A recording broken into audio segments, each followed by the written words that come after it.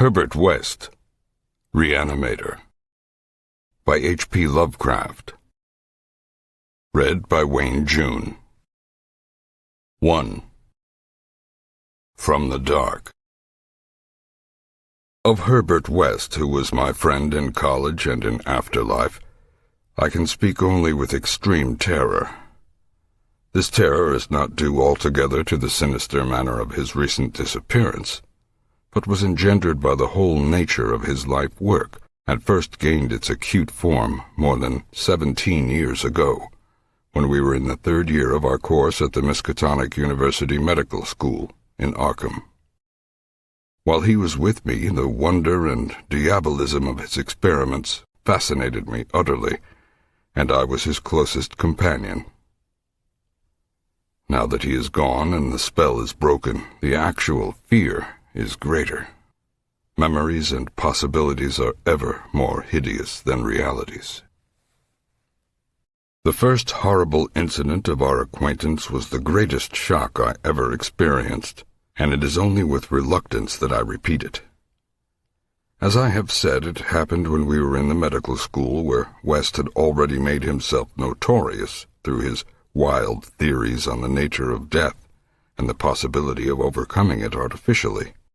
His views, which were ridiculed by the faculty and by his fellow students, hinged on the essentially mechanistic nature of life and concerned means for operating the organic machinery of mankind by calculated chemical action after the failure of natural processes. In his experiments with various animating solutions, he had killed and treated immense numbers of rabbits, guinea pigs, cats, dogs, and monkeys, till he had become the prime nuisance of the college. Several times he had actually obtained signs of life in animals supposedly dead, and in many cases violent signs, but he soon saw that the perfection of his process, if indeed possible, would necessarily involve a lifetime of research. It likewise became clear that, since the same solution never worked alike on different organic species, he would require human subjects for further and more specialized progress. It was here that he first came into conflict with the college authorities, and was debarred from future experiments by no less a dignitary than the dean of the medical school himself, the learned and benevolent Dr. Allen Halsey, whose work in behalf of the stricken is recalled by every old resident of Arkham. I had always been exceptionally tolerant of West's pursuits, and we frequently discussed his theories, whose ramifications and corollaries were almost infinite. Holding with Hegel that all life is a chemical and physical process, and that the so-called soul is a myth, my friend believed that artificial reanimation of the dead can depend only on the condition of the tissues, and that unless actual decomposition has set in, a corpse fully equipped with organs may, with suitable measures, be set going again in the peculiar fashion known as life. That the psychic or intellectual life might be impaired by the slight deterioration of sensitive brain cells, which even a short period of death would be apt to cause, West fully realized. It had at first been his hope to find a reagent which would restore vitality before the actual advent of death, and only repeated failures on animals had shown him that the natural and artificial life motions were incompatible. He then sought extreme freshness in his specimens, injecting his solutions into the blood immediately after the extinction of life. It was this circumstance which made the professors so carelessly skeptical, for they felt that true death had not occurred in any case. They did not stop to view the matter closely and reasoningly. It was not long after the faculty had interdicted his work that West confided to me his resolution to get fresh human bodies in some manner, and continue in secret the experiments he could no longer perform openly. To hear him discussing ways and means was rather ghastly, for at the college we had never procured anatomical specimens ourselves. Whenever the morgue proved inadequate, 2 local Negroes attended to this matter, and they were seldom questioned. West was then a small, slender, spectacled youth with delicate features, yellow hair, pale blue eyes, and a soft voice, and it was uncanny to hear him dwelling on the relative merits of Christ Church Cemetery and the Potter's Field. We finally decided on the Potter's Field because practically every body in Christ Church was embalmed, a thing, of course, ruinous to West's researches. I was by this time his active and enthralled assistant, and helped him make all his decisions, not only concerning the source of bodies, but concerning a suitable place for our loathsome work. It was I who thought of the deserted Chapman farmhouse beyond Meadow Hill, where we fitted up on the ground floor an operating room and a laboratory, each with dark curtains to conceal our midnight doings. The place was far from any road, and in sight of no other house. Yet precautions were none the less necessary, since rumors of strange lights, started by chance nocturnal roamers, would soon bring disaster on our enterprise. It was agreed to call the whole thing a chemical laboratory if discovery should occur. Gradually we equipped our sinister haunt of science with materials either purchased in Boston or quietly borrowed from the college, materials carefully made unrecognizable save to expert eyes, and provided spades and picks for the many burials we should have to make in the cellar. At the college we used an incinerator, but the apparatus was too costly for our unauthorized laboratory. Bodies were always a nuisance, even the small guinea pig bodies from the slight clandestine experiments in West's room at the boarding house. We followed the local death notices like ghouls, for our specimens demanded particular qualities. What we wanted were corpses interred soon after death and without artificial preservation, preferably free from malforming disease, and certainly with all organs present. Accident victims were our best hope. Not for many weeks did we hear of anything suitable, though we talked with morgue and hospital authorities, ostensibly in the college's interest, as often as we could without exciting suspicion. We found that the college had first choice in every case, so that it might be necessary to remain in Arkham during the summer, when only the limited summer school classes were held. In the end, though, luck favored us, for one day we heard of an almost ideal case in the Potter's Field. A brawny young workman drowned only the morning before in Summer's Pond and buried at the town's expense without delay or embalming. That afternoon we found the new grave and determined to begin work soon after midnight. It was a repulsive task that we undertook in the black, small hours, even though we lacked at that time the special horror of graveyards which later experiences brought to us. We carried spades and oil-dark lanterns, for although electric torches were then manufactured, they were not as satisfactory as the tungsten contrivances of today. The process of unearthing was slow and sordid. It might have been gruesomely poetical if we had been artists instead of scientists, and we were glad when our spades struck wood. When the pine box was fully uncovered, West scrambled down and removed the lid, dragging out and propping up the contents. I reached down and hauled the contents out of the grave, and then both toiled hard to restore the spot to its former appearance. The affair made us rather nervous, especially the stiff form and vacant face of our first trophy, but we managed to remove all traces of our visit. When we had patted down the last shovelful of earth, we put the specimen in a canvas sack and set out for the old Chapman place beyond Meadow Hill. On an improvised dissecting table in the old farmhouse, by the light of a powerful acetylene lamp, the specimen was not very spectral-looking. It had been a sturdy and apparently unimaginative youth of wholesome plebeian type, large-framed, gray-eyed and brown-haired, a sound animal without psychological subtleties, and probably having vital processes of the simplest and healthiest sort. Now, with the eyes closed, it looked more asleep than dead, though the expert test of my friend soon left no doubt on that score. We had at last what West had always longed for. A real dead man of the ideal kind, ready for the solution as prepared according to the most careful calculations and theories for human use. The tension on our part became very great. We knew that there was scarcely a chance for anything like complete success, and could not avoid hideous fears at the possible grotesque results of partial animation.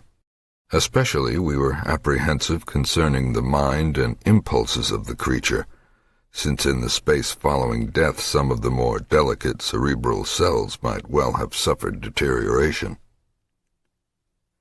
I myself still held some curious notions about the traditional soul of man, and felt in awe at the secrets that might be told by one returning from the dead. I wondered what sights this placid youth might have seen in inaccessible spheres, and what he could relate if fully restored to life. But my wonder was not overwhelming, since for the most part I shared the materialism of my friend. He was calmer than I, as he forced a large quantity of his fluid into a vein of the body's arm, immediately binding the incision securely. The waiting was gruesome, but West never faltered. Every now and then he applied his stethoscope to the specimen and bore the negative results philosophically.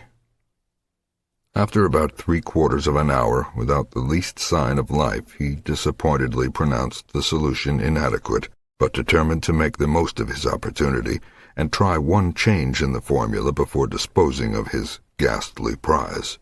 We had that afternoon dug a grave in the cellar, and would have to fill it by dawn, for although we had fixed a lock on the house, we wished to shun even the remotest risk of a ghoulish discovery.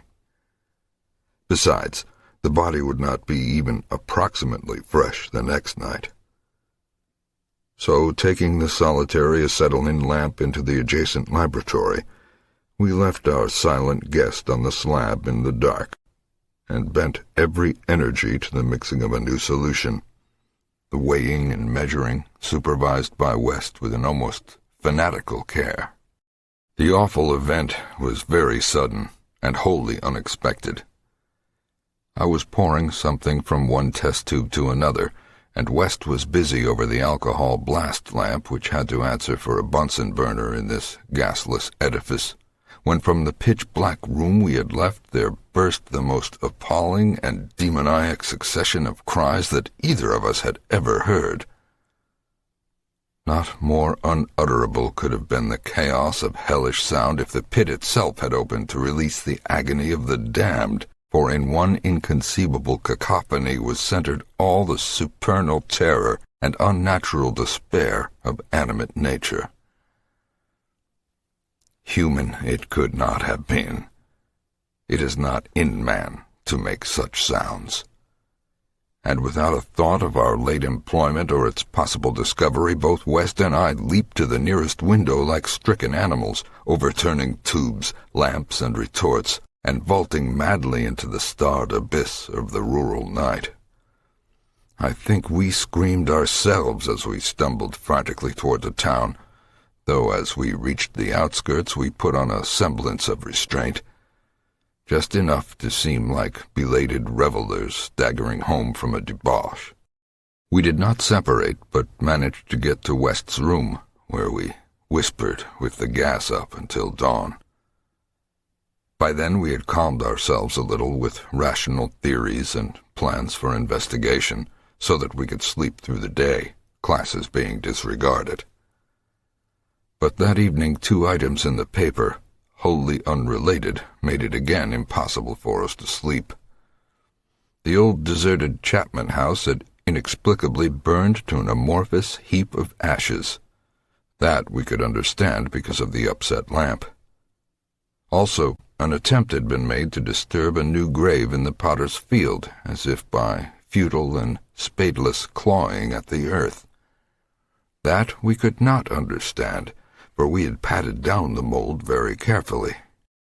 And for 17 years after that, West would look frequently over his shoulder and complain of fancied footsteps behind him. Now, he has disappeared. 2. The Plague Demon. I shall never forget that hideous summer 16 years ago, when, like a noxious affright from the halls of Eblis, typhoid stalked leeringly through Arkham. It is by that satanic scourge that most recall the year, for truly terror brooded with bat wings over the piles of coffins in the tombs of Christchurch Cemetery. Yet, for me, there is a greater horror in that time. A horror known to me alone, now that Herbert West has disappeared. West and I were doing postgraduate work in summer classes at the medical school of Miskatonic University, and my friend had attained a wide notoriety because of his experiments leading toward the revivification of the dead. After the scientific slaughter of uncounted small animals, the freakish work had ostensibly stopped by order of our skeptical dean, Dr. Allen Halsey, though West had continued to perform certain secret tests in his dingy boarding-house room, and had on one terrible and unforgettable occasion taken a human body from its grave in the potter's field to a deserted farmhouse beyond Meadow Hill. I was with him on that odious occasion, and saw him inject into the still veins the elixir which he thought would, to some extent, restore life's chemical and physical processes. It had ended horribly, in a delirium of fear which we gradually came to attribute to our own overwrought nerves, and West had never afterward been able to shake off a maddening sensation of being haunted and hunted. The body had not been quite fresh enough. It is obvious that to restore normal mental attributes, a body must be very fresh indeed, and the burning of the old house had prevented us from burying the thing. It would have been better if we could have known it was underground. After that experience, West had dropped his researches for some time, but as the zeal of the born scientist slowly returned, he again became importunate with the college faculty, pleading for the use of the dissecting room and of fresh human specimens for the work he regarded as so overwhelmingly important. His pleas, however, were wholly in vain, for the decision of Dr. Halsey was inflexible, and the other professors all endorsed the verdict of their leader. In the radical theory of reanimation, they saw nothing but the immature vagaries of a youthful enthusiast whose slight form, yellow hair, spectacled blue eyes, and soft voice gave no hint of the supernormal, almost diabolical power of the cold brain within. I can see him now as he was then, and I shiver. He grew sterner of face, but never elderly. And now Sefton Asylum has had the mishap, and West has vanished. West clashed disagreeably with Dr. Halsey near the end of our last undergraduate term in a wordy dispute that did less credit to him than to the kindly dean in point of courtesy. He felt that he was needlessly and irrationally retarded in a supremely great work, a work which he could of course conduct to suit himself in later years, but which he wished to begin while still possessed of the exceptional facilities of the university. That the tradition-bound elders should ignore his singular results on animals and persist in their denial of the possibility of reanimation was inexpressibly disgusting and almost incomprehensible to a youth of West's logical temperament. Only greater maturity could help him understand the chronic mental limitations of the professor-doctor type, the product of generations of pathetic puritanism. Kindly, conscientious, and sometimes gentle and amiable, yet always narrow, intolerant, custom-ridden, and lacking in perspective. Age has more charity for these incomplete yet high-souled characters, whose worst real vice is timidity, and who are ultimately punished by general ridicule for their intellectual sins. Sins like Ptolemaism, Calvinism, anti-Darwinism, anti-Nietzscheism, and every sort of Sabbatarianism and sumptuary legislation. West, young despite his marvelous scientific acquirements, had scant patience with good Dr. Halsey and his erudite colleagues, and nursed an increasing resentment, coupled with a desire to prove his theories to these obtuse worthies in some striking and dramatic fashion. Like most youths, he indulged in elaborate daydreams of revenge, triumph, and final magnanimous forgiveness. And then had come the scourge, grinning and lethal, from the nightmare caverns of Tartarus. West and I had graduated about the time of its beginning, but had remained for additional work at the summer school, so that we were in Arkham when it broke with full demoniac fury upon the town. Though not as yet licensed physicians, we now had our degrees, and were pressed frantically into public service as the numbers of the stricken grew. The situation was almost past management, and deaths ensued too frequently for the local undertakers fully to handle. Burials without embalming were made in rapid succession, and even the Christchurch Cemetery receiving tomb was crammed with coffins of the unembalmed dead. This circumstance was not without effect on West, who thought often of the irony of the situation. So many fresh specimens, yet none for his persecuted researches. We were frightfully overworked, and the terrific mental and nervous strain made my friend brood morbidly. But West's gentle enemies were no less harassed with prostrating duties. College had all but closed, and every doctor of the medical faculty was helping to fight the typhoid plague. Dr. Halsey in particular had distinguished himself in sacrificing service, applying his extreme skill with wholehearted energy to cases which many others shunned because of danger or apparent hopelessness. Before a month was over, the fearless dean had become a popular hero, though he seemed unconscious of his fame as he struggled to keep from collapsing with physical fatigue and nervous exhaustion. West could not withhold admiration for the fortitude of his foe, but because of this was even more determined to prove to him the truth of his amazing doctrines. Taking advantage of the disorganization of both college work and municipal health regulations, he managed to get a recently deceased body smuggled into the university dissecting room one night, and in my presence injected a new modification of his solution.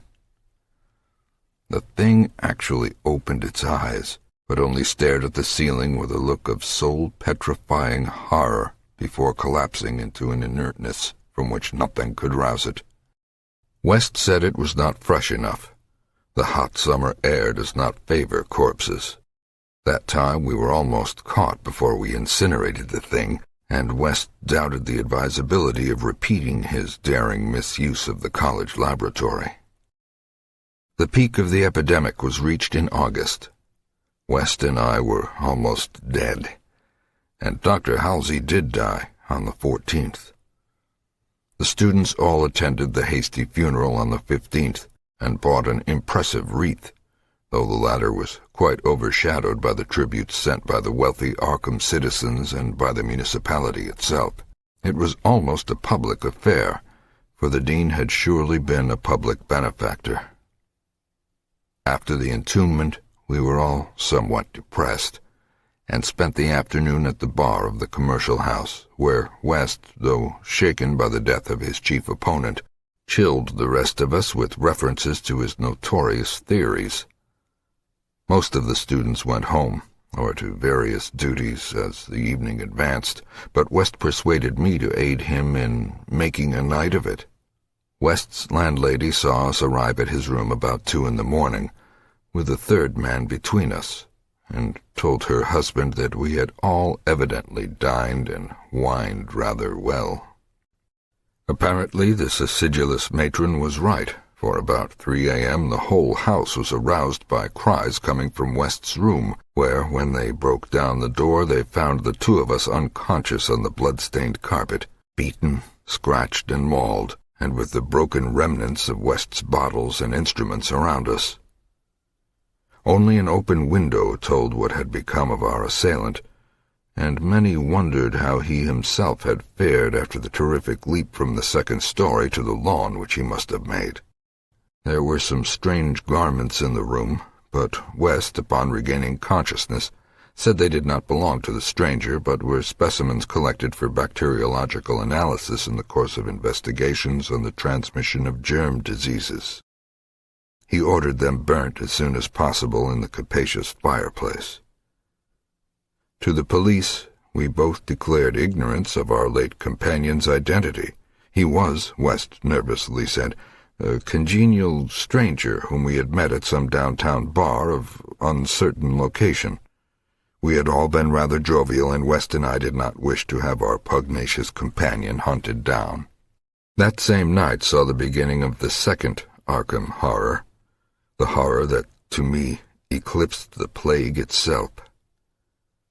Christchurch Cemetery was the scene of a terrible killing, a watchman having been clawed to death in a manner not only too hideous for description, but raising a doubt as to the human agency of the deed. The victim had been seen alive considerably after midnight. The dawn revealed the unutterable thing. The manager of a circus at the neighboring town of Bolton was questioned, but he swore that no beast had at any time escaped from its cage. Those who found the body noted a trail of blood leading to the receiving tomb, where a small pool of red lay on the concrete just outside the gate. A fainter trail led away toward the woods, but it soon gave out. The next night, devils danced on the roofs of Arkham, and unnatural madness howled in the wind.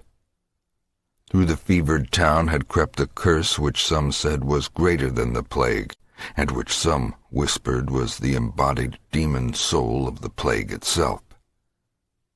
8 houses were entered by a nameless thing which strewed red death in its wake. In all, 17 maimed and shapeless remnants of bodies were left behind by the voiceless, sadistic monster that crept abroad. A few persons had half seen it in the dark, and said it was white and like a malformed ape or anthropomorphic fiend. It had not left behind quite all that it had attacked, for sometimes it had been hungry. The number it had killed was 14. 3 of the bodies had been in stricken homes and had not been alive. On the 3rd night, frantic bands of searchers led by the police captured it in a house on Crane Street near the Miskatonic campus. They had organized the quest with care, keeping in touch by means of volunteer telephone stations, and when someone in the college district had reported hearing a scratching at a shuttered window, the net was quickly spread. On account of the general alarm and precautions, there were only 2 more victims, and the capture was effected without major casualties. The thing was finally stopped by a bullet, though not a fatal one, and was rushed to the local hospital amidst universal excitement and loathing. For it had been a man.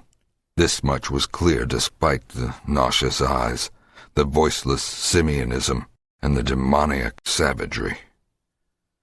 They dressed its wound and carted it to the asylum at Sefton, where it beat its head against the walls of a padded cell for 16 years, until the recent mishap, when it escaped under circumstances that few like to mention. What had most disgusted the searchers of Arkham was the thing they noticed when the monster's face was cleaned, the mocking, unbelievable semblance to a learned and self-sacrificing martyr who had been entombed but 3 days before. the late Dr. Allen Halsey, public benefactor and dean of the medical school of Miskatonic University. To the vanished Herbert West, and to me, the disgust and horror were supreme. I shudder tonight as I think of it, shudder even more than I did that morning when West muttered through his bandages, "Damn it, it wasn't quite fresh enough." 3. 6 shots by moonlight. It is uncommon to fire all 6 shots of a revolver with great suddenness, when one would probably be sufficient. But many things in the life of Herbert West were uncommon. It is, for instance, not often that a young physician leaving college is obliged to conceal the principles which guide his selection of a home and office. Yet that was the case with Herbert West. When he and I obtained our degrees at the medical school of Miskatonic University and sought to relieve our poverty by setting up as general practitioners, we took great care not to say that we chose our house because it was fairly well isolated and as near as possible to the potter's field. Reticence such as this is seldom without a cause, nor indeed was ours, for our requirements were those resulting from a life work distinctly unpopular. Outwardly we were doctors only, but beneath the surface were aims of far greater and more terrible moment. For the essence of Herbert West's existence was a quest amid black and forbidden realms of the unknown, in which he hoped to uncover the secret of life and restore to perpetual animation the graveyard's cold clay. Such a quest demands strange materials, among them fresh human bodies, and in order to keep supplied with these indispensable things one must live quietly and not far from a place of informal interment. West and I had met in college, and I had been the only one to sympathize with his hideous experiments. Gradually I had come to be his inseparable assistant, and now that we were out of college, we had to keep together. It was not easy to find a good opening for 2 doctors in company, but finally the influence of the university secured us a practice in Bolton, a factory town near Arkham, the seat of the college. The Bolton worsted mills are the largest in the Miskatonic Valley, and their polyglot employees are never popular as patients with the local physicians. We chose our house with the greatest care, seizing at last on a rather run-down cottage near the end of Pond Street, 5 numbers from the closest neighbor, and separated from the local potter's field by only a stretch of meadowland, bisected by a narrow neck of the rather dense forest which lies to the north. The distance was greater than we wished, but we could get no nearer a house without going on the other side of the field, wholly out of the factory district. We were not much displeased, however, since there were no people between us and our sinister source of supplies. The walk was a trifle long, but we could haul our silent specimens undisturbed. Our practice was surprisingly large from the very first, large enough to please most young doctors, and large enough to prove a bore and a burden to students whose real interest lay elsewhere. The mill hands were of somewhat turbulent inclinations, and besides their many natural needs, their frequent clashes and stabbing affrays gave us plenty to do. But what actually absorbed our minds was the secret laboratory we had fitted up in the cellar. The laboratory with the long table under the electric lights, where in the small hours of the morning we often injected West's various solutions into the veins of the things we dragged from the potter's field. West was experimenting madly to find something which would start man's vital motions anew after they had been stopped by the thing we called death, but had encountered the most ghastly obstacles. The solution had to be differently compounded for different types. What would serve for guinea pigs would not serve for human beings, and different human specimens required large modifications. The bodies had to be exceedingly fresh, or the slight decomposition of brain tissue would render perfect reanimation impossible. Indeed, the greatest problem was to get them fresh enough. West had had horrible experiences during his secret college researches with corpses of doubtful vintage. The results of partial or imperfect animation were much more hideous than were the total failures, and we both held fearsome recollections of such things. Ever since our first demoniac session in the deserted farmhouse on Meadow Hill in Arkham, we had felt a brooding menace, and West, though a calm, blond, blue-eyed scientific automaton in most respects, often confessed to a shuddering sensation of stealthy pursuit. He half felt that he was followed, a psychological delusion of shaken nerves, enhanced by the undeniably disturbing fact that at least one of our reanimated specimens was still alive, a frightful, carnivorous thing in a padded cell at Sefton. Then there was another, our first, whose exact fate we had never learned. We had fair luck with specimens in Bolton, much better than in Arkham. We had not been settled a week before we got an accident victim on the very night of burial, and made it open its eyes with an amazingly rational expression before the solution failed. It had lost an arm. If it had been a perfect body, we might have succeeded better. Between then and the next January, we secured 3 more. One total failure, one case of marked muscular motion, and one rather shivery thing. It rose of itself and uttered a sound. Then came a period when luck was poor. Interments fell off, and those that did occur were of specimens either too diseased or too maimed for use. We kept track of all the deaths and their circumstances with systematic care. One March night, however, we unexpectedly obtained a specimen which did not come from the potter's field. In Bolton, the prevailing spirit of Puritanism had outlawed the sport of boxing, with the usual result. Surreptitious and ill-conducted bouts among the mill workers were common, and occasionally professional talent of low grade was imported. This late winter night there had been such a match, evidently with disastrous results, since 2 timorous Poles had come to us with incoherently whispered entreaties to attend to a very secret and desperate case.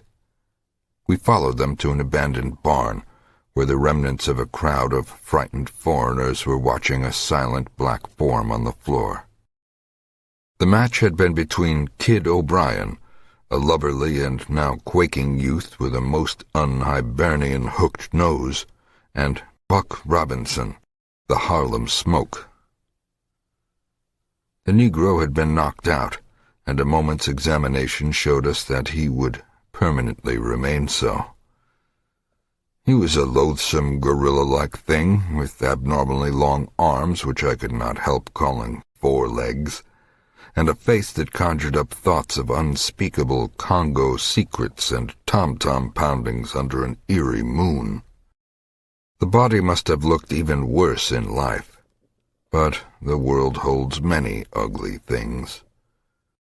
Fear was upon the whole pitiful crowd, for they did not know what the law would exact of them if the affair were not hushed up, and they were very grateful when West, in spite of my involuntary shudders, offered to get rid of the thing quietly, for a purpose I knew too well.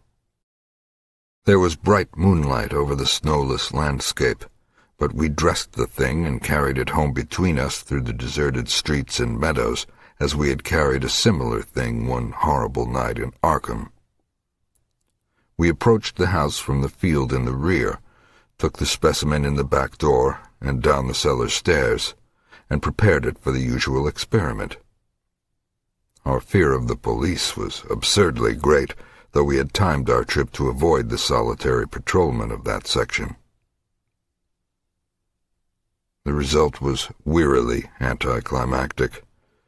Ghastly as our prize appeared, it was wholly unresponsive to every solution we injected in its black arm, solutions prepared from experience with white specimens only. So, as the hour grew dangerously near dawn, we did as we had done with the others, dragged the thing across the meadows to the neck of the woods near the potter's field, and buried it there in the best sort of grave the frozen ground would furnish. The grave was not very deep, but fully as good as that of the previous specimen, the thing which had risen of itself and uttered a sound. In light of our dark lanterns, we carefully covered it with leaves and dead vines, fairly certain that the police would never find it in a forest so dim and dense. The next day I was increasingly apprehensive about the police, for a patient brought rumors of a suspected fight and death. West had still another source of worry, for he had been called in the afternoon to a case which ended very threateningly. An Italian woman had become hysterical over her missing child, a lad of 5 who had strayed off early in the morning and failed to appear for dinner, and had developed symptoms highly alarming in view of an always weak heart. It was a very foolish hysteria, for the boy had often run away before, but Italian peasants are exceedingly superstitious, and this woman seemed as much harassed by omens as by facts. About 7 o'clock in the evening she had died, and her frantic husband had made a frightful scene in his efforts to kill West, whom he wildly blamed for not saving her life. Friends had held him when he drew a stiletto, but West departed amidst his inhuman shrieks, curses, and oaths of vengeance. In his latest affliction the fellow seemed to have forgotten his child, who was still missing as the night advanced. There was some talk of searching the woods, but most of the family's friends were busy with the dead woman and the screaming man. Altogether, the nervous strain upon West must have been tremendous. Thoughts of the police and of the mad Italian both weighed heavily. We retired about 11, but I did not sleep well. Bolton had a surprisingly good police force for so small a town, and I could not help fearing the mess which would ensue if the affair of the night before were ever tracked down. It might mean the end of all our local work, and perhaps prison for both West and me. I did not like those rumors of a fight which were floating about. After the clock had struck 3, the moon shone in my eyes, but I turned over without rising to pull down the shade. Then came the steady rattling at the back door. I lay still and somewhat dazed, but before long heard West's rap on my door. He was clad in dressing gown and slippers, and had in his hands a revolver and an electric flashlight. From the revolver I knew that he was thinking more of the crazed Italian than of the police. "We'd better both go," he whispered. "It wouldn't do not to answer it anyway, and it may be a patient. It would be like one of those fools to try the back door." So we both went down the stairs on tiptoe, with a fear partly justified and partly that which comes only from the soul of the weird small hours. The rattling continued, growing somewhat louder. When we reached the door, I cautiously unbolted it and threw it open, and as the moon streamed revealingly down on the form silhouetted there, West did a peculiar thing. Despite the obvious danger of attracting notice and bringing down on our heads the dreaded police investigation, a thing which, after all, was mercifully averted by a relative isolation of our cottage, my friend suddenly, excitedly, and unnecessarily emptied all 6 chambers of his revolver into the nocturnal visitor. For that visitor was neither Italian nor policeman. Looming hideously against the spectral moon was a gigantic, misshapen thing not to be imagined save in nightmares. A glassy-eyed, ink-black apparition, nearly on all 4s, covered with bits of mold, leaves, and vines, foul with caked blood, and having between its glistening teeth a snow-white, terrible, cylindrical object terminating in a tiny hand. 4. The Scream of the Dead. The scream of a dead man gave to me that acute and added horror of Dr. Herbert West which harassed the latter years of our companionship. It is natural that such a thing as a dead man's scream should give horror, for it is obviously not a pleasing or ordinary occurrence, but I was used to similar experiences, hence suffered on this occasion only because of a particular circumstance, and, as I have implied, it was not of the dead man himself that I became afraid. Herbert West, whose associate and assistant I was, possessed scientific interests far beyond the usual routine of a village physician. That was why, when establishing his practice in Bolton, he had chosen an isolated house near the Potter's Field. Briefly and brutally stated, West's sole-absorbing interest was a secret study of the phenomena of life and its cessation, leading toward the reanimation of the dead through injections of an excitant solution. For this ghastly experimenting it was necessary to have a constant supply of very fresh human bodies. Very fresh because even the least decay hopelessly damaged the brain structure, and human because we found that the solution had to be compounded differently for different types of organisms. Scores of rabbits and guinea pigs had been killed and treated, but their trail was a blind one. West had never fully succeeded because he had never been able to secure a corpse sufficiently fresh. What he wanted were bodies from which vitality had only just departed, bodies with every cell intact, and capable of receiving again the impulse toward that mode of motion called life. There was hope that this second and artificial life might be made perpetual by repetitions of the injection, but we had learned that an ordinary natural life would not respond to the action. To establish the artificial motion, natural life must be extinct. The specimens must be very fresh, but genuinely dead. The awesome quest had begun when West and I were students at the Miskatonic University Medical School in Arkham, vividly conscious for the first time of the thoroughly mechanical nature of life. That was 7 years before, but West looked scarcely a day older now. He was small, blond, clean-shaven, soft-voiced, and spectacled, with only an occasional flash of a cold blue eye to tell of the hardening and growing fanaticism of his character under the pressure of his terrible investigations. Our experiences had often been hideous in the extreme, the results of defective reanimation, when lumps of graveyard clay had been galvanized into morbid, unnatural, and brainless motion by various modifications of the vital solution. One thing had uttered a nerve-shattering scream. Another had risen violently, beaten us both to unconsciousness, and run amok in a shocking way before it could be placed behind asylum bars. Still another, a loathsome African monstrosity, had clawed out of its shallow grave and done a deed. West had had to shoot that object.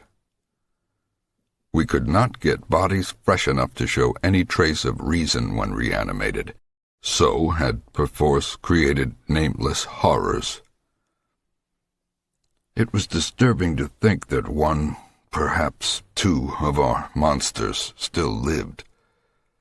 That thought haunted us shadowingly, till finally West disappeared under frightful circumstances.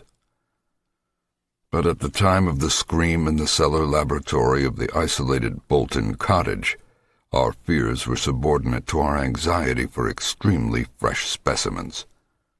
West was more avid than I, so that it almost seemed to me that he looked half covetously at any very healthy, living physique. It was in July 1910 that the bad luck regarding specimens began to turn. I had been on a long visit to my parents in Illinois, and upon my return found West in a state of singular elation. He had, he told me excitedly, in all likelihood solved the problem of freshness through an approach from an entirely new angle, that of artificial preservation. I had known that he was working on a new and highly unusual embalming compound, and was not surprised that it had turned out well. But until he explained the details, I was rather puzzled as to how such a compound could help in our work, since the objectionable staleness of the specimens was largely due to delay occurring before we secured them. This, I now saw, West had clearly recognized, creating his embalming compound for future rather than immediate use, and trusting to fate to supply again some very recent and unburied corpse, as it had years before when we obtained the Negro killed in the Bolton prize fight. At last, fate had been kind, so that on this occasion there lay in the secret cellar laboratory a corpse whose decay could not by any possibility have begun. What would happen on reanimation, and whether we could hope for a revival of mind and reason, West did not venture to predict. The experiment would be a landmark in our studies, and he had saved the new body for my return, so that both might share the spectacle in accustomed fashion. West told me how he had obtained the specimen. It had been a vigorous man, a well-dressed stranger just off the train on his way to transact some business with the Bolton worsted mills. The walk through the town had been long, and by the time the traveler paused at our cottage to ask the way to the factories, his heart had become greatly overtaxed. He had refused a stimulant, and had suddenly dropped dead only a moment later. The body, as might be expected, seemed to West a heaven-sent gift. In his brief conversation, the stranger had made it clear that he was unknown in Bolton, and a search of his pockets subsequently revealed him to be one Robert Levitt of St. Louis, apparently without a family to make instant inquiries about his disappearance.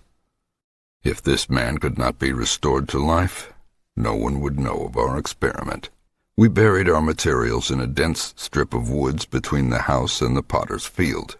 If, on the other hand, he could be restored, our fame would be brilliantly and perpetually established.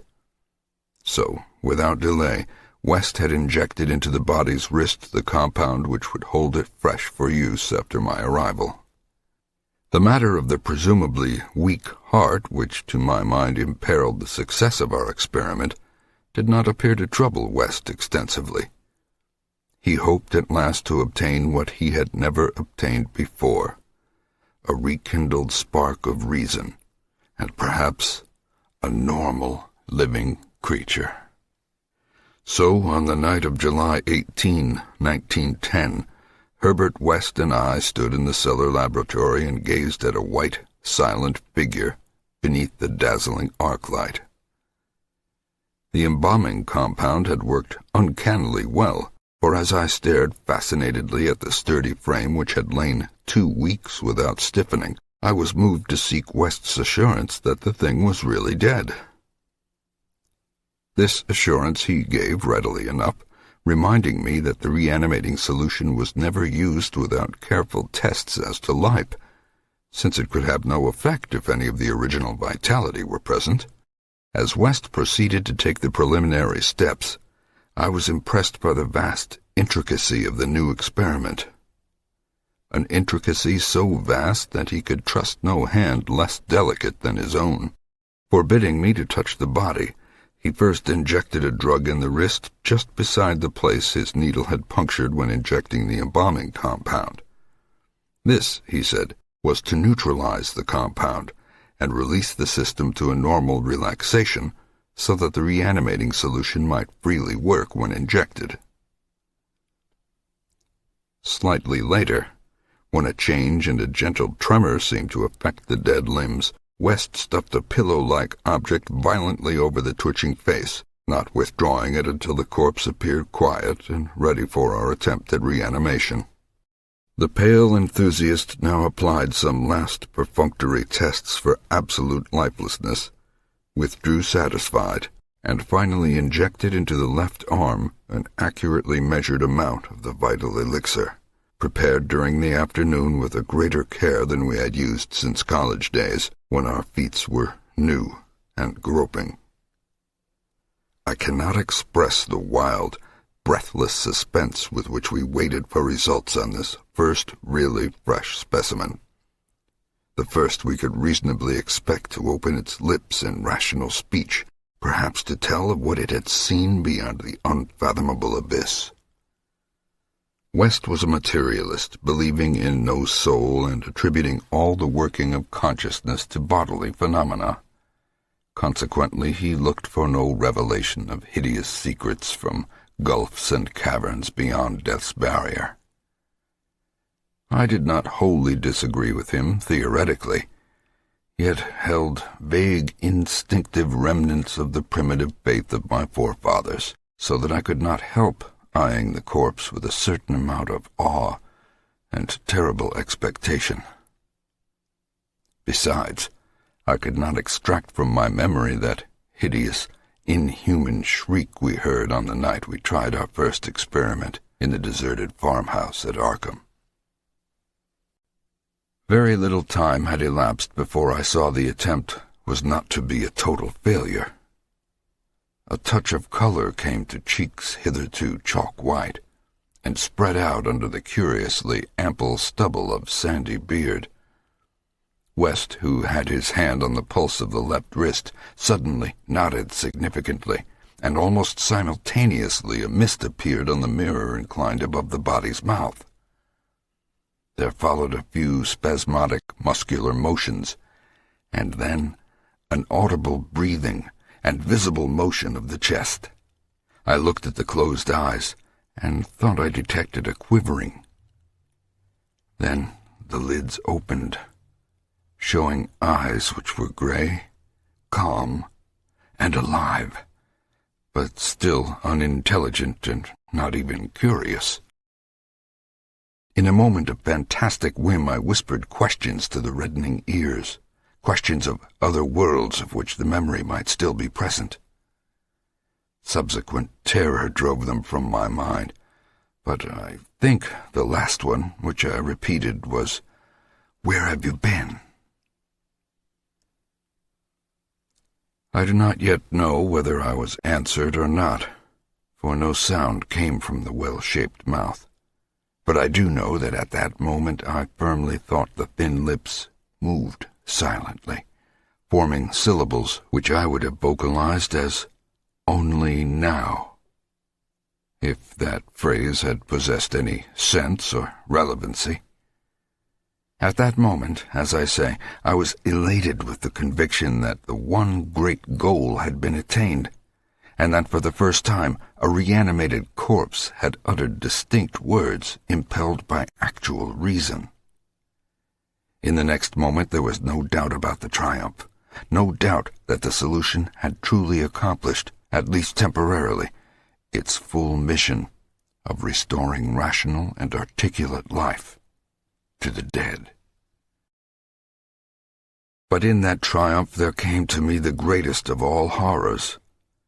Not horror of the thing that spoke, but of the deed that I had witnessed and of the man with whom my professional fortunes were joined. For that very fresh body, at last writhing into full and terrifying consciousness with eyes dilated at the memory of its last scene on earth, threw out its frantic hands in a life-and-death struggle with the air, and suddenly collapsing into a second and final dissolution from which there could be no return, screamed out the cry that will ring eternally in my aching brain. "Help! Keep off, you cursed little towhead fiend! Keep that damned needle away from me!" The end of Herbert West began one evening in our joint study when he was dividing his curious glance between the newspaper and me. A strange headline item had struck at him from the crumpled pages, and a nameless, tightened claw had seemed to reach down through 16 years. Something fearsome and incredible had happened at Sefton Asylum 50 miles away, stunning the neighborhood and baffling the police. In the small hours of the morning, a body of silent men had entered the grounds, and their leader had aroused the attendants. He was a menacing military figure who talked without moving his lips, and whose voice seemed almost ventriloquially connected to an immense black case he carried. His expressionless face was handsome to the point of radiant beauty, but it shocked the superintendent when the hall light fell on it, for it was a wax face with eyes of painted glass. Some nameless accident had befallen this man.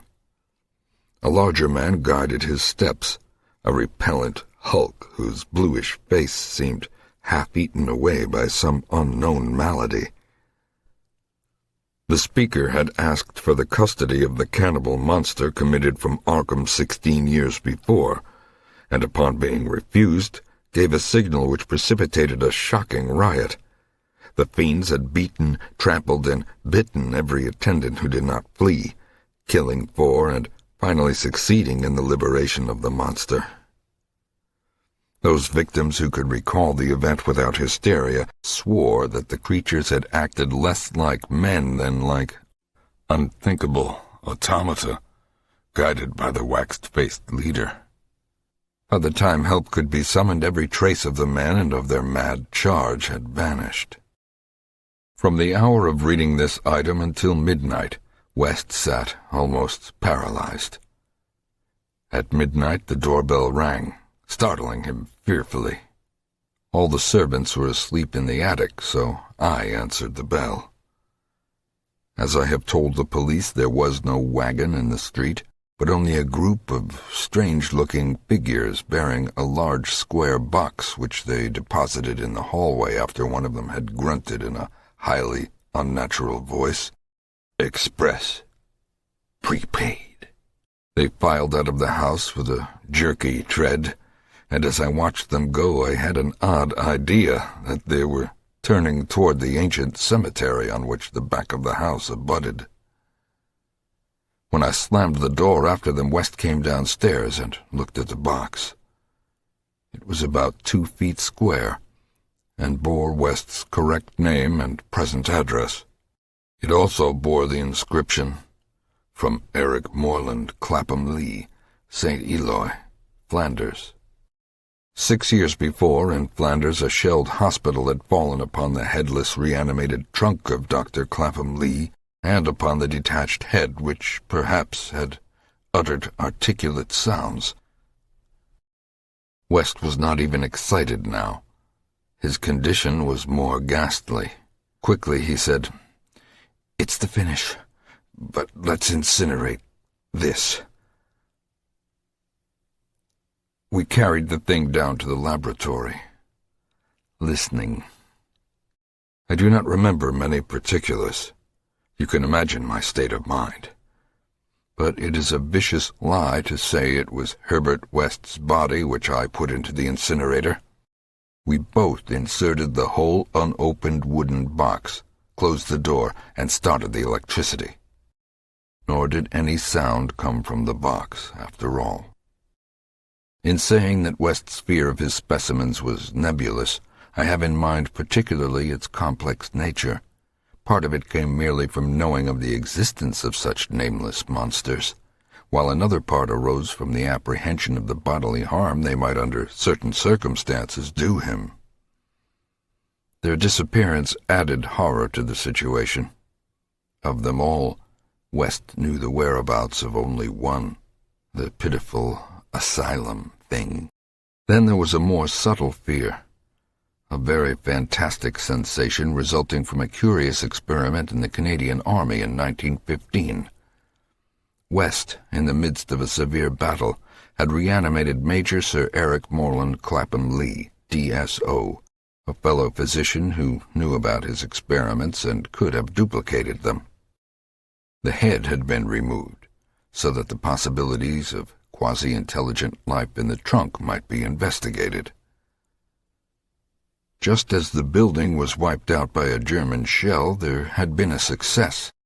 The trunk had moved intelligently, and, unbelievable to relate, we were both sickeningly sure that articulate sounds had come from the detached head as it lay in the shadowy corner of the laboratory. The shell had been merciful in a way, but West could never feel as certain as he wished that we, too, were the only survivors. He used to make shuddering conjectures about the possible actions of a headless physician with the power of reanimating the dead. West's last quarters were in a venerable house of much elegance, overlooking one of the oldest burying grounds in Boston. He had chosen the place for purely symbolic and fantastically aesthetic reasons. Since most of the interments were of the colonial period and therefore of little use to a scientist seeking very fresh bodies.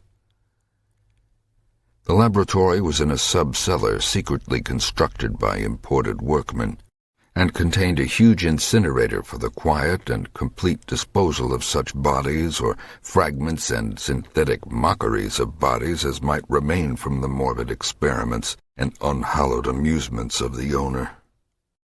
During the excavation of this cellar, the workmen had struck some exceedingly ancient masonry, undoubtedly connected with the old burying ground, yet far too deep to correspond with any known sepulchre therein.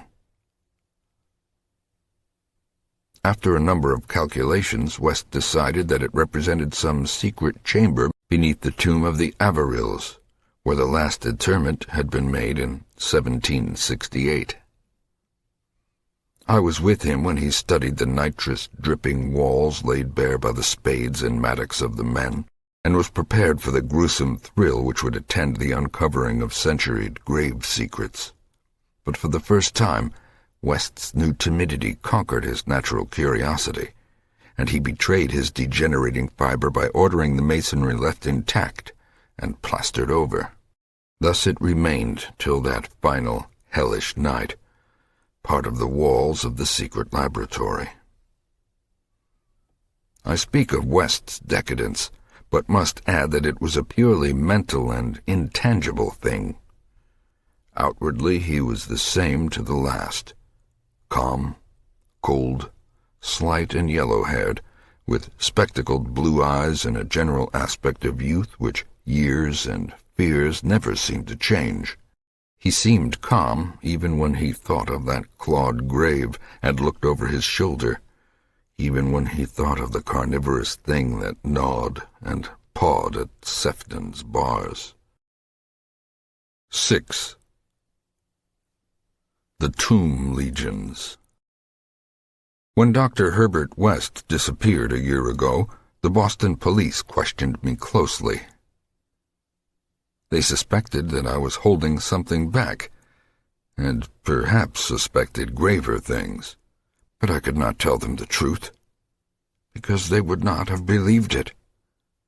They knew, indeed, that West had been connected with activities beyond the credence of normal men, for his hideous experiments in the reanimation of dead bodies had long been too extensive to admit of perfect secrecy. But the final, soul-shattering catastrophe held elements of demoniac fantasy which make even me doubt the reality of what I saw. I was West's closest friend and only confidential assistant. We had met years before in medical school, and from the first I had shared his terrible researches. He had slowly tried to perfect a solution which, injected into the veins of the newly deceased, would restore life, a labor demanding an abundance of fresh corpses and therefore involving the most unnatural actions. Still more shocking were the products of some of the experiments, grisly masses of flesh that had been dead, but that West had waked to a blind, brainless, nauseous animation. These were the usual results, for in order to reawaken the mind it was necessary to have specimens so absolutely fresh that no decay could possibly affect the delicate brain cells. This need for very fresh corpses had been West's moral undoing. They were hard to get, and one awful day he had secured his specimen while it was still alive and vigorous. A struggle, a needle, and a powerful alkaloid had transformed it to a very fresh corpse. And the experiment had succeeded for a brief and memorable moment. But West had emerged with a soul calloused and seared, and a hardened eye, which sometimes glanced with a kind of hideous and calculating appraisal at men of especially sensitive brain and especially vigorous physique. Toward the last, I became acutely afraid of West, for he began to look at me that way. People did not seem to notice his glances, but they noticed my fear, and after his disappearance used that as a basis for some absurd suspicions. West, in reality, was more afraid than I, for his abominable pursuits entailed a life of furtiveness and dread of every shadow. Partly it was the police he feared, but sometimes his nervousness was deeper and more nebulous, touching on certain indescribable things into which he had injected a morbid life, and from which he had not seen that life depart.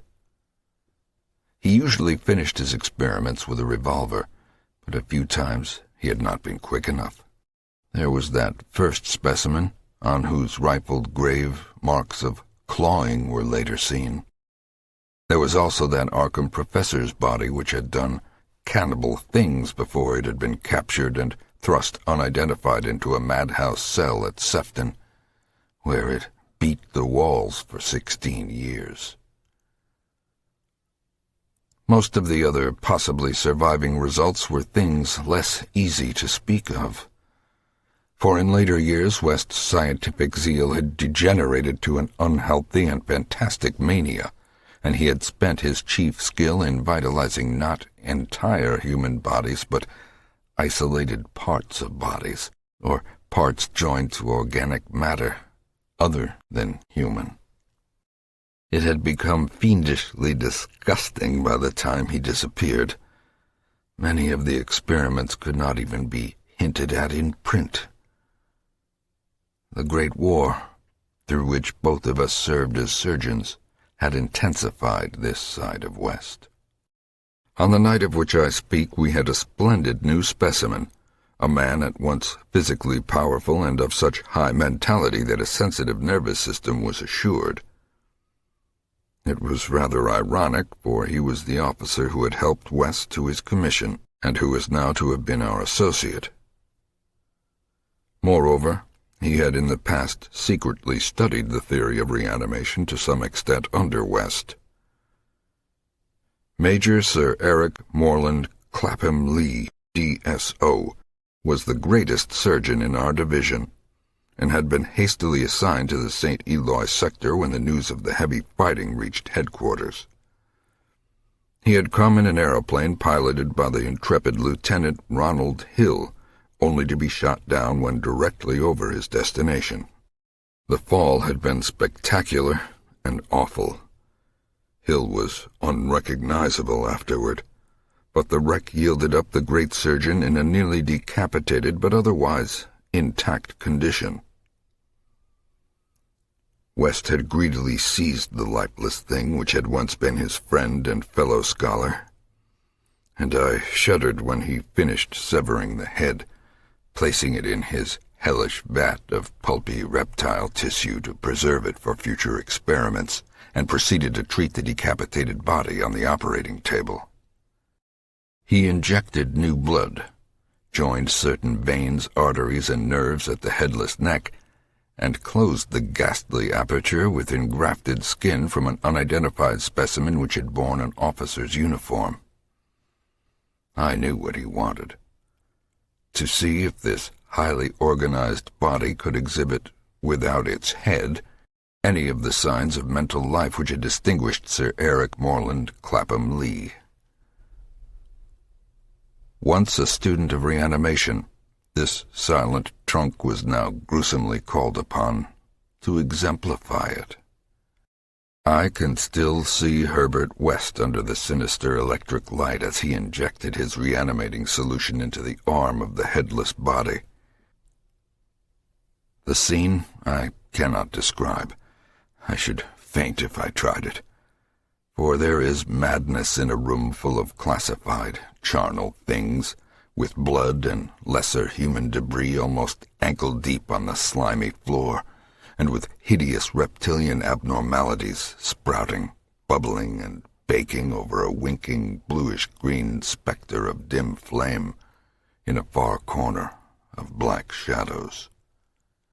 The specimen, as West repeatedly observed, had a splendid nervous system. Much was expected of it, and as a few twitching motions began to appear, I could see the feverish interest on West's face. He was ready, I think, to see proof of his increasingly strong opinion that consciousness, reason, and personality can exist independently of the brain. That man has no central connective spirit, but is merely a machine of nervous matter, each section more or less complete in itself. In one triumphant demonstration, West was about to relegate the mystery of life to the category of myth.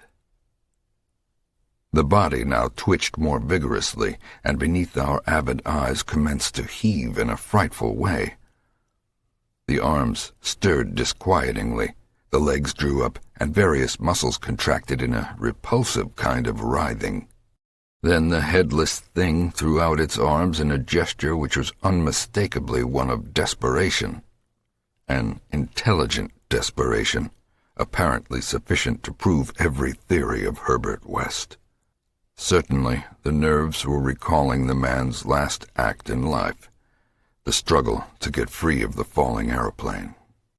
What followed I shall never positively know. It may have been wholly an hallucination from the shock caused at that instant by the sudden and complete destruction of the building in a cataclysm of German shell fire. Who can gainsay it, since West and I were the only proved survivors? West liked to think that before his recent disappearance, but there were times when he could not, for it was queer that we both had the same hallucination. The hideous occurrence itself was very simple, notable only for what it implied. The body on the table had risen with a blind and terrible groping, and we had heard a sound. I should not call that sound a voice, for it was too awful. And yet its timbre was not the most awful thing about it. Neither was its message. It had merely screamed, "Jump, Ronald! For God's sake, jump!" The awful thing was its source, for it had come from the large covered vat in that ghoulish corner of crawling black shadows. Of his methods in the intervening 5 years I dare not speak. I was held to him by sheer force of fear, and witnessed sights that no human tongue could repeat. Gradually I came to find Herbert West himself more horrible than anything he did. That was when it dawned on me that his once normal scientific zeal for prolonging life had subtly degenerated into a mere morbid and ghoulish curiosity and secret sense of charnel picturesqueness. His interest became a hellish and perverse addiction to the repellently and fiendishly abnormal. He gloated calmly over artificial monstrosities which would make most healthy men drop dead from fright and disgust. He became, behind his pallid intellectuality, a fastidious Baudelaire of physical experiment, a languid Elagabalus of the tombs. Dangers he met unflinchingly. Crimes he committed unmoved. I think the climax came when he had proved his point that rational life can be restored, and had sought new worlds to conquer by experimenting on the reanimation of detached parts of bodies.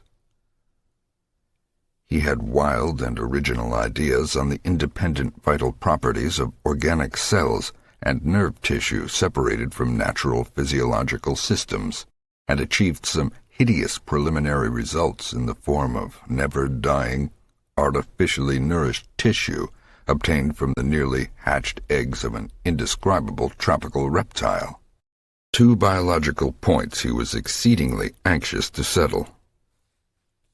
First, whether any amount of consciousness and rational action be possible without the brain, proceeding from the spinal cord and various nerve centers. And second, whether any kind of ethereal, intangible relation distinct from the material cells may exist to link the surgically separated parts of what has previously been a single living organism.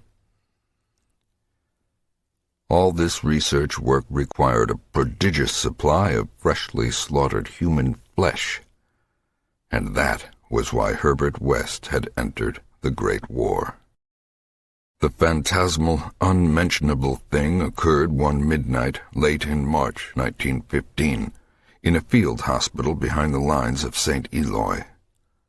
I wonder even now if it could have been other than a demoniac dream of delirium. West had a private laboratory in an east room of the barn-like temporary edifice, assigned him on his plea that he was devising new and radical methods for the treatment of hitherto hopeless cases of maiming.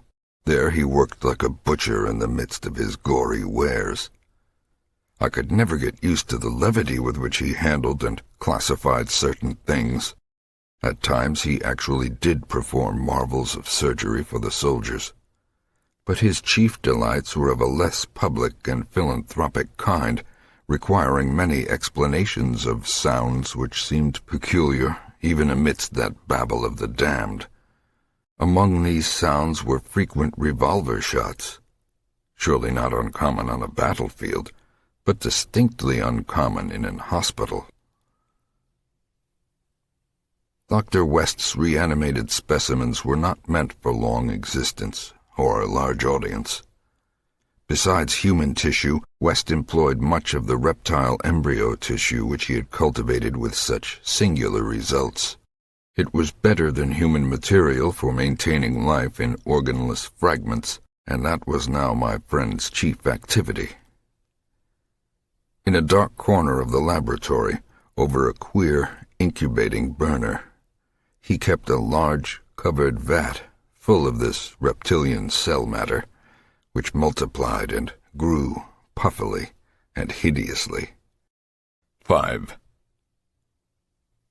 The horror from the shadows. Many men have related hideous things not mentioned in print, which happened on the battlefields of the Great War. Some of these things have made me faint. Others have convulsed me with devastating nausea, while still others have made me tremble and look behind me in the dark. Yet despite the worst of them, I believe I can myself relate the most hideous thing of all, the shocking, the unnatural, the unbelievable horror from the shadows. In 1915, I was a physician with the rank of first lieutenant in a Canadian regiment in Flanders, one of the many Americans to precede the government itself into the gigantic struggle. I had not entered the army on my own initiative, but rather as a natural result of the enlistment of the man whose indispensable assistant I was, the celebrated Boston surgical specialist, Dr. Herbert West. Dr. West had been avid for a chance to serve as surgeon in a great war, and when the chance had come, he carried me with him, almost against my will. There were reasons why I could have been glad to let the war separate us, reasons why I found the practice of medicine and the companionship of West more and more irritating. But when he had gone to Ottawa and through a colleague's influence secured a medical commission as major, I could not resist the imperious persuasion of one determined that I should accompany him in my usual capacity. When I say that Dr. West was avid to serve in battle, I do not mean to imply that he was either naturally warlike or, anxious for the safety of civilization. Always an ice-cold intellectual machine, slight, blonde, blue-eyed, and spectacled, I think he secretly sneered at my occasional martial enthusiasms and censures of supine neutrality. There was, however, something he wanted in embattled Flanders, and in order to secure it had had to assume a military exterior.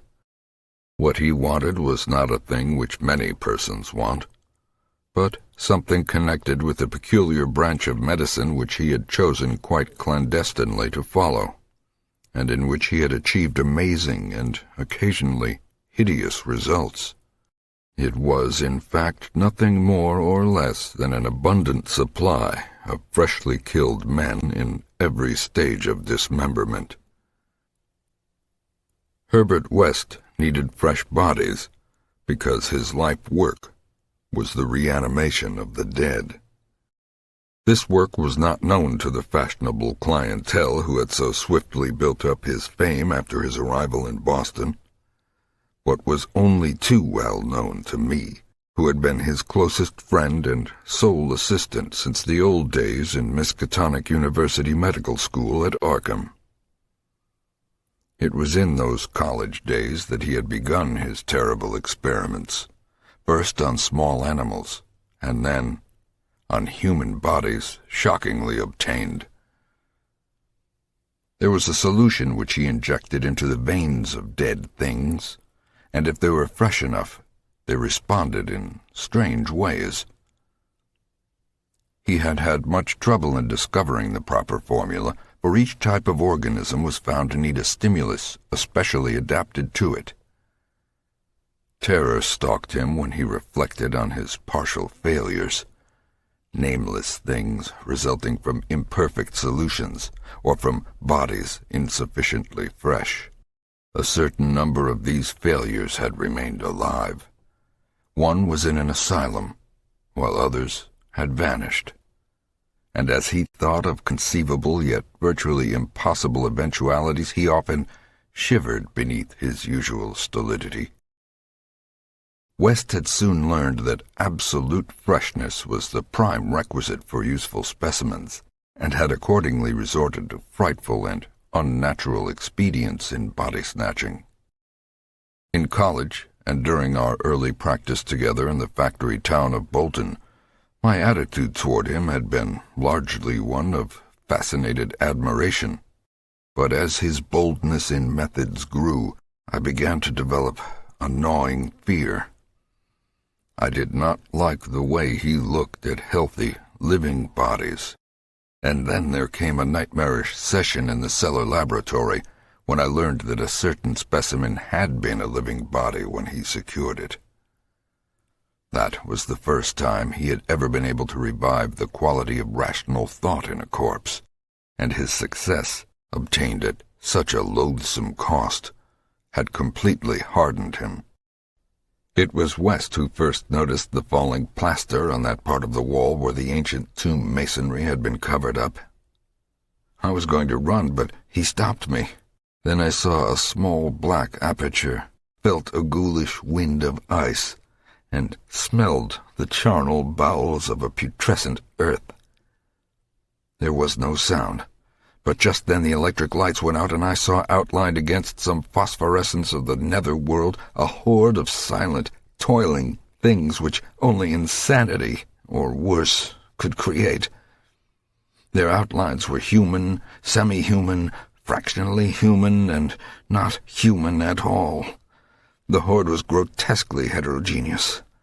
They were removing the stones quietly, one by one, from the centuried wall, and then as the breach became large enough they came out into the laboratory in single file, led by a talking thing with a beautiful head made of wax.